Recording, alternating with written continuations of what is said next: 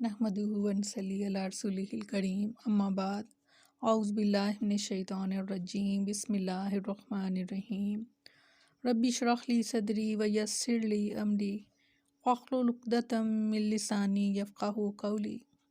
अस्सलामु अलैकुम व रहमतुल्लाहि व बरकातुहू। कैसे हैं आप सब? इंशाअल्लाह खैर वाफ़ियत से होंगे। अल्लाह ताला आप सबको अपने हिफ्ज़ व अमान में रखे, आमीन सुम्मा आमीन। सूरत बकरा पहला पारा, लफ्ज़ी तर्जमा। और वकुलना, और हमने कहा, या आदमु, ए आदम, उसकुन रहो, अंता तू व ज़ौजुका, और तेरी बीवी, जन्नता जन्नत में, वकुला, और दोनों खाओ, मिन्हा उससे, रागदन बा फरागत, हैसु जहाँ से ही तुम दोनों चाहो, वला और ना तकराबा पास जाना, हाज़ही शजराती इस दरख्त के, फ़तकूना तो पस हो जाओगे, मिनज़ ज़ालिमीन ज़ालिमों में से। फरमाया, और हमने कहा कि ए आदम, तू और तेरी बीवी जन्नत में रहो और दोनों इसमें से खिलाओ खाओ जहाँ चाहो, और तुम दोनों इस दरख्त के करीब ना जाना, वरना तुम दोनों ज़ालिमों में से हो जाओगे। अल्लाह ताला ने आदम अलैहिस्सलाम को पैदा किया, इनको इज़्ज़त दी, फिर इनकी बीवी को इनकी पसली से पैदा किया ताकि आदम इनके ज़रिए सुकून हासिल करें। अल्लाह ताला ने बीवी को किस लिए पैदा फरमाया? ताकि शोहर उसकी तरफ से सुकून हासिल करें। ये कुछ बातें इस तरह की होती हैं कि फ़ौरन से पहले अपनी तरफ तवज्जो हमें करनी चाहिए कि क्या हम अपना हक़ अदा कर रहे हैं, क्या बीवियां अपने शोहरों को सुकून दे रही हैं, क्योंकि अल्लाह ताला का यही था कि हज़रत आदम अलैहिस्सलाम अपनी बीवी से सुकून हासिल करें। बहरहाल अल्लाह ने अपनी नेमत इन पर तमाम कर दी और दोनों को हुक्म दिया कि जन्नत में रहें और इसकी नेमतों से लुत्फ़ अंदोज़ हों। इरशाद फरमाया सूरत अराफ़ में कि ए आदम, तू और तेरी बीवी इस जन्नत में रहो, बस दोनों खाओ जहाँ से चाहो, और इस दरख्त के करीब मत जाओ कि दोनों ज़ालिमों में से हो जाओगे। मुखातिब अल्लाह ताला दोनों को कर रहे हैं, हज़रत आदम अलैहिस्सलाम को और अम्मा हवा को।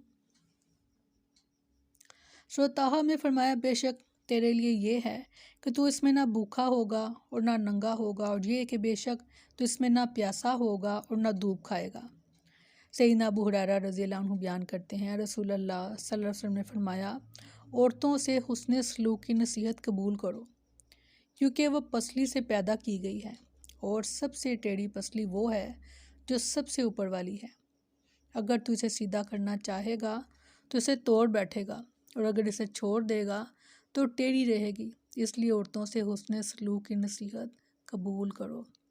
आप सल्लल्लाहु अलैहि वसल्लम यहाँ इरशाद फरमा रहे हैं कि औरत की पैदाइश जो है वो पसली से की गई है, और पसली की हड्डी जो होती है आपने देखा होगा कि वो टेढ़ी होती है, यानी उसकी बनावट ऐसी है। तो फरमाया कि अगर तुम उस टेढ़ी हड्डी को सीधा करने की कोशिश करोगे तो तुम इसको तोड़ दोगे, या तो वो टूट जाएगी, सीधी तो वो नहीं होगी मगर टूट जाएगी। तो बड़े प्यार से यहाँ पर समझाया जा रहा है कि तुम इसके साथ इसी तरह से रहो और अच्छे सलूक से रहो, और उसने सलूक की नसीहत फरमाया कबूल करो। तो इसका ये मतलब नहीं है कि हम औरतें ख़ुद को संवारने की, ख़ुद को ठीक करने की कोशिश ना करें।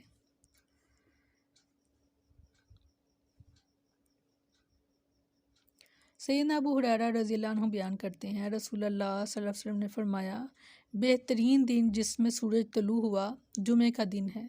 इसी दिन आदम अलैहिस्सलाम को पैदा किया गया, इसी दिन इन्हें जन्नत में दाखिल किया गया, और इसी दिन इन्हें जन्नत से निकाला गया, जुमे का दिन।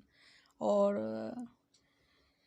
हमने पीछे हदीस भी पढ़ी थी कि जुमे का बेहतरीन दिन, और इसमें एक घड़ी ऐसी आती है कि जिसमें आप जो भी दुआ करेंगे वो कबूल की जाएगी।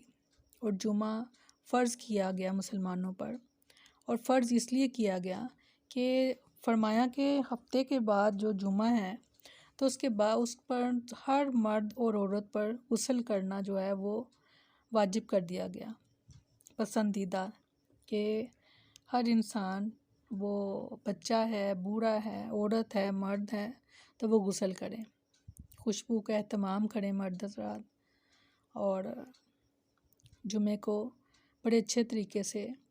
اور اس کی وعید بھی یہ ہے جمعہ چھوڑنے والوں کی، اس کے بارے میں حدیث آتی ہے کہ آپ صلی اللہ علیہ وسلم نے فرمایا کہ میرا دل چاہا کہ میں کسی کو اذان کے لیے کہوں اور اس کے بعد میں امامت کے لیے کسی سے کہوں اور خود لکڑیاں جمع کروں اور ان گھروں کو استغفر اللہ آگ لگا دوں کہ جنہوں نے اذان کی آواز تو سنی مگر وہ نماز کے لیے مسجد میں نہیں آئے. تو آپ غور کریں گے تو آپ کو خود ہی معلوم ہو جائے گا کہ جب ہم مسجدوں میں نماز کے لیے مرد حضرات نہیں جا رہے تو گھروں میں کیا کاروبار میں ہر جگہ پر آگ اس طرح سے لگی ہے کہ پریشانی ہے. ہر کوئی پریشان ہے، ہر کوئی پریشان ہے، اور یہ اتنی سخت یہ حدیث ہے. اللہ تعالیٰ ہمارے دلوں میں اپنا خوف اور اپنی محبت باقی رکھے. آمین. سبحانک اللہم و بحمدک نشہد ان لا الہ الا انت نستغفرک و نتوب الیک. سبحان ربک رب العزت عما یصفون وسلام علی المرسلین والحمد للہ رب العالمین. السلام علیکم ورحمۃ اللہ وبرکاتہ.